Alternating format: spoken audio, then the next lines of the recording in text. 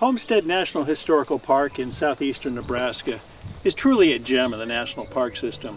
It's set on 160 acres or so of rolling farmland, or what used to be farmland, but which the National Park Service has restored into tall grass prairie. Prairie grasses that can grow 5 or 6 feet tall. Now, what makes this setting unique is it is set on what is believed to be the very first homestead given under the Homestead Act of 1862. Now, while Congress passed that act in 1862, it didn't take effect until January 1st of 1863, and it's thought that an Illinois man, Daniel Freeman, came down at 10 minutes after midnight on January 1st of 1863 and signed the paperwork to acquire this homestead. All he had to do was to maintain it for 5 years and improve it, and he would gain it free and clear. And that's exactly what Daniel Freeman did.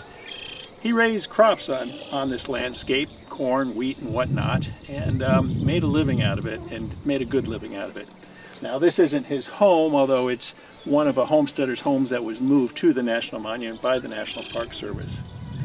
But Homestead National Historical Park has more stories than one of success in homesteading land and coming into free and clear title of land. There's stories of hardship, stories of deprivation, stories of how freed slaves came into owning their own piece of America, and stories of how Native Americans were deprived of their lands that had been held by Native Americans for millennia. We're going to take a quick look at Homestead National Historical Park, and just as an appetizer to try and convince you that it's definitely worth a stop the next time you find yourself in the Midwest.